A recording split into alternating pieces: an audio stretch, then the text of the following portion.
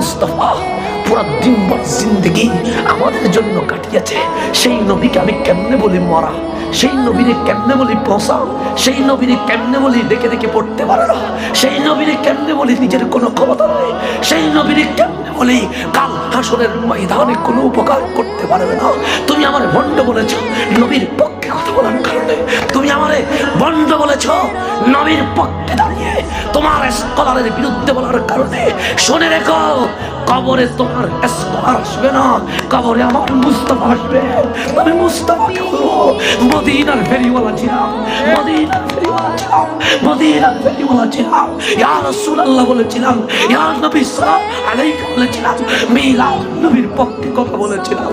ইয়া রাসূলুল্লাহ উম্মতের আপনার নবীর উম্মত দাবি করে যারা বেয়াদবি করেছিল তাদের পক্ষে নয়, মুস্তাফা আপনার পক্ষে কথা বলছি। তুমি বকা দাও বন্ধু তোমার স্কলারের কারণে, তুমি বকা দাও বন্ধু তোমার পক্ষে কাজ করতে পারি নাই। শুনে রেখো, কবরে তোমার স্কলার আসবে না, কবরে আমার রহমতে আলম আসবে। শুনে রেখো, হাসরে আমি যখন সূর্যের তাপে আমার মগজ সিদ্ধ হয়ে পানি বের হয়ে যাবে, তোমার স্কলার বলবে না ধরো পানি খাও, আমার দালালি করেছো, কিন্তু আমার মুনিব বলবে তুই দাঁড়িয়ে আছিস কেন সূর্যের নিচে, তুই না ইয়া রাসূলুল্লাহ বলেছিলি, তুই না আমি নবী নবী করেছিলি। আয়, তোর বাবা তোর পরিচয় দেয় নাই, তোর মা তোর থেকে দূরে সরে গেছে, তোর ভাই তোর পরিচয় দেয় নাই, আজকে তোর কেউ যখন নাই, তোর মুনিব বুকটা খুলে দিয়েছে, আয় তোর আমি পানি পান করায়া দিব। আমি কি ওই নবীর পক্ষে কথা বলবো না? আমি কি ওই নবীর পক্ষে দালালি করবো না? আমি কি ওই নবীর পক্ষে গিয়ে বেয়াদবে রাসূলের বিপক্ষে বলবো না?